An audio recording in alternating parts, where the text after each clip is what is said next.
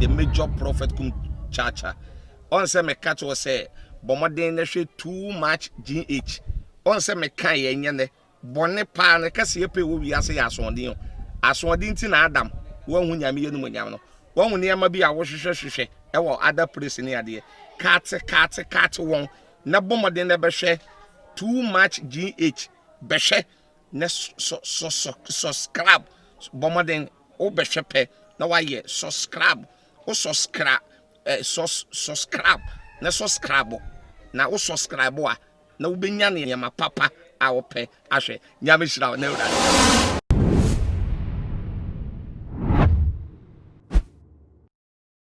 Aha, too much GH akabas from call and comma obibia sedanida munya ebre eje edwa ehwe eye case kapa wo ye fidi kese yi eso na Ghana wahala dwumedie na ebre aso se mede ebebe so mahwefo ene eti4 na munim se preku na mo ye di no ehwo eso enti na we de ye nche hokwaye mbonra eye ensem no emu eye papa woda eye prophetic hill chapel ano eye prophet Nigel Gaisie wodi nsimbi aba abetu eye edwam na ne prophecy mobekaya na nsiyantem special voting wodi nsimbi bebetu eye edwa as e say die ne dia wo kakrampo eye se wo fra eye Ghana fo nyina se yamompayem emfa ema eye finance minister na abusuafo mobekaya se dem di kan special voting no ensensem ma ye papa yi di bebetu edwa na se nyame ni pe di betu edwa ese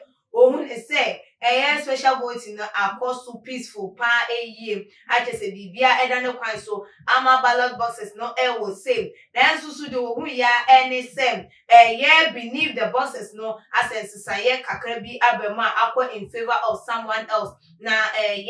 plastic ballot boxes no will be ashada akwa kotwa efa baby ana say no maybe akoso ama mentimemo asibi na say na busuafo wode ne nsem no atudwa mama menkenkan efa emamo say special voting election has ended and all the ballot boxes has gone for safekeeping at various polling stations. I see a dangerous movement of ballot boxes stuffing. Ballot boxes that are in safekeeping being cut open and beneath the boxes and ballot change in favor of someone else. The plastic ballot boxes have been cut open and sealed after the swap of votes without touching the seal. Whoever watches the watchman must be read alert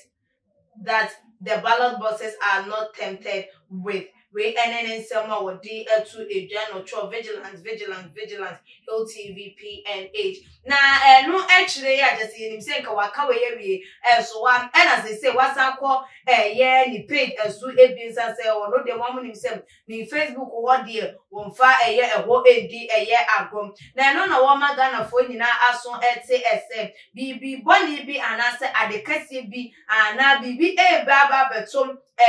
Minister of Finance and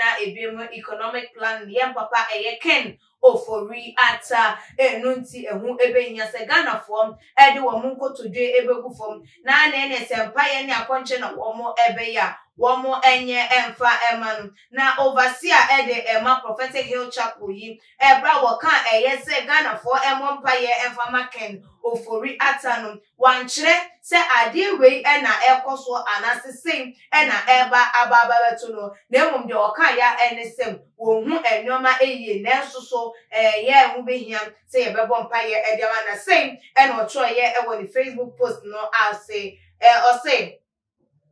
Ghana should pray for the finance minister. It is not looking good. Na just say what the PNH and so to so I just say what chimwa wa hunu say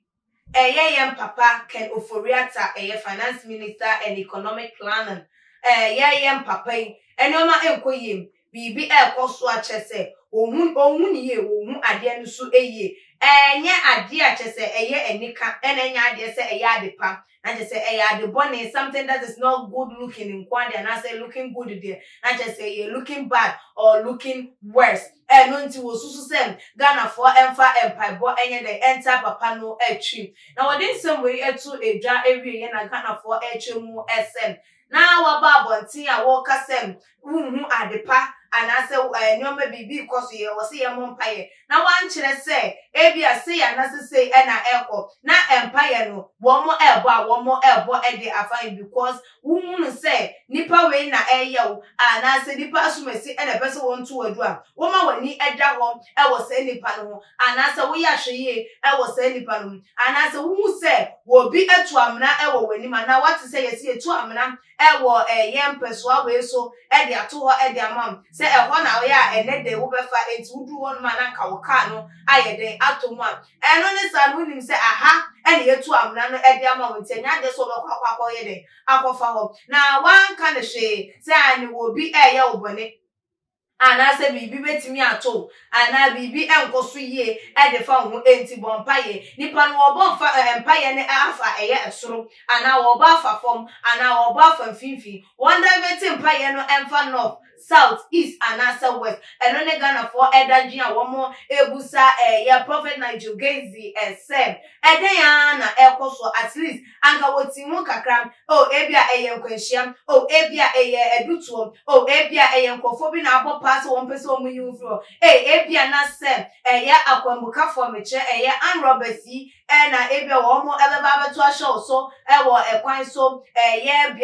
bia wo bekọ no nkọ ba na nka papa yi wa ma na ni ada wo no wo hunu sem ebia ye from now ekokosi da ye beto abai mimpie emfa po ye kwantempon we so ana se mimpie mpo a meba efie ntem ana nipa sumati ana obenten meye madin se enya de se mini ebehia na se waka no watira se die ebeye den papa no ehunu se aha ena wo bompaye na fa na Ghana fo ehunu se aha ena ye bompaye no ede afa enti dodo na adwen yo mosem we de ye bosire muka bi ena wo ka keke se de ebeye bibi eto papa na obetimi aba abonti abeka se aha me kan ye se Ghana fo mompaye emfa ma no na wo hu eye adepa eno ena eye den asie no enti so wo gidi ye pa sem eye adebone ena wo hu ena opese Ghana fo bompaye dia ene wonfa ememetu eye eja enti ebusefo se de Ghana fo do wo nsamato eja ye hwe nim se eye prophet Nigel Gaisie wo beba abonten na ne Ghana fo ensem kaye enti wo di ni nchiremu ebeba betu eja ma ye hu hawa ebebo ye paye ede afadia wo bi entimi enche na so se ye ni eda fom yi won susu ni nsem ni adwentwe ben ena wo ede efa hu na eden na wonsusu betimi aka afa fabra e wo tuma gin comment section ebiem so like videos na share e wo all the social media platform so follow ye e wo ye IG page @tuma_gin_h_. Meaning e de EPS kapa that's the name ye besanishia.